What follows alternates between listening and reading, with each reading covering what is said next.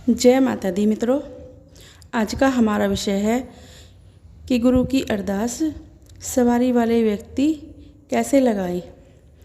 देखिए, जिन पर सवारी आती है वो बहुत ज़्यादा परेशान रहते हैं कि हमारी सवारी तो आ चुकी है, अब हम क्या करें। आपको गुरु की शरण लेनी चाहिए और सब लेते हैं, क्योंकि गुरु एक ऐसे व्यक्ति होते हैं जो आपको सही मार्ग दिखाते हैं और आपको साधना के मार्ग पर अग्रसर करते हैं। लेकिन आज के समय में एक अच्छा गुरु मिलना भी तो बहुत मुश्किल है। गुरु तो बहुत मिल जाते हैं, पर कुछ ऐसी परिस्थितियाँ हो जाती हैं जिससे कि हर किसी से आपका मन नहीं मिलता। आप इस सोच में रहते हो कि जिसे हम गुरु बना रहे हैं, क्या वो अच्छा गुरु होगा या नहीं होगा, इनको गुरु बनाने से कहीं हम फंस ना जाएं। तो इसी सोच में आप लगे रहते हो और चाहकर भी अच्छा गुरु नहीं बना सकते। तो हम क्या करें। देखिए मित्रों, ऐसी परिस्थिति में माँ भगवती आपको रास्ता दिखाती है कि गुरु की अरदास कैसे लगाएं। यानी आपको गुरु की अरदास लगानी चाहिए। कहते हैं कि जब माँ भगवती, माँ काली, माँ दुर्गे या कोई भी देवता या इष्ट देवता आपके शरीर पर आते हैं, तो ऐसा नहीं कि जो बहुत ज़्यादा पूजा पाठ करते हैं या रात दिन पूजा पाठ करते हैं उन्हीं को माँ दर्शन देगी, ऐसा नहीं है। जो बहुत ज़्यादा पूजा पाठ करते हैं उनको तो आज तक माँ की ऊर्जा का एक कण भी नहीं मिला। दूसरी बात यह है, जो व्यक्ति पूजा पाठ नहीं करते फिर भी उनके शरीर पर सवारी आई है, तो इसका कारण ये होता है कि उनके पूर्व जन्म की जो साधना होती है वह पिछले जन्म में एक साधक थे और आपकी शरीर पे सवारी आती थी, क्योंकि पिछले जन्म की कोई भी बात आपको याद नहीं है। तो ये महामाया का आशीर्वाद होता है जो मनुष्य को पिछले जन्म की सारी बात भुला देती है, उसको कुछ भी याद नहीं रहता। लेकिन जो साधना होती है वह अपने पूर्व जन्म में भी होती है और दूसरे जन्म में भी कभी मनुष्य का साथ नहीं छोड़ती। जितना आपने कमा लिया है, यानी जितना आपको प्राप्त हो चुका है,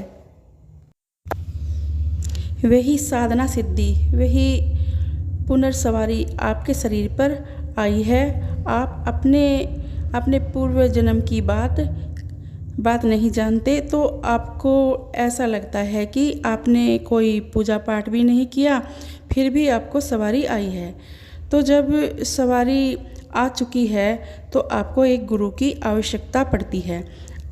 अब सच्चा गुरु कहाँ से लाए, कैसे मिलेगा। माँ भगवती आपको रास्ता दिखाती है। तो गुरु के लिए एक अरदास लगती है, तो उस अरदास में आपको किन सामग्रियों की आवश्यकता पड़ती है।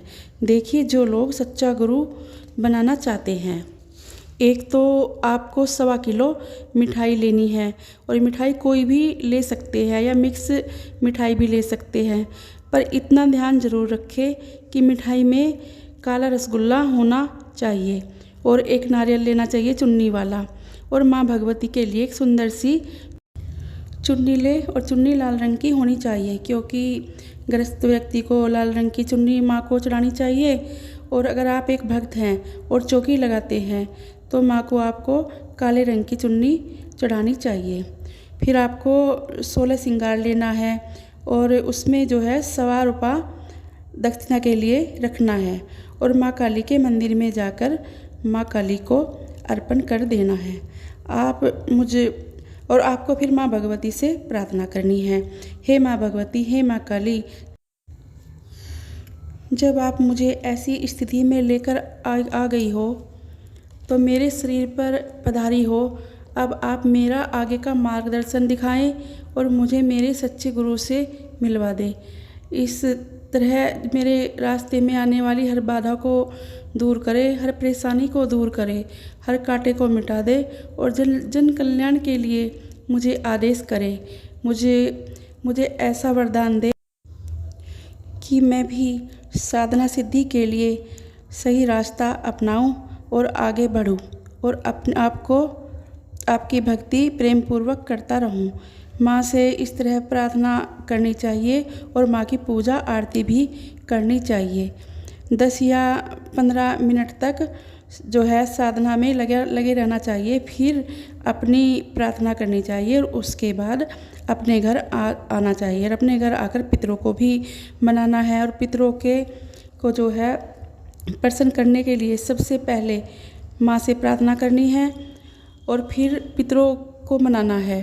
पितरों के 5 कपड़े होने चाहिए, उसमें जो है 5 कपड़ों में उनकी जनेऊ और एक लाठी भी होनी चाहिए और 51 रुपये भी आपको जो है पितरों के कपड़ों में रखकर निकालने हैं।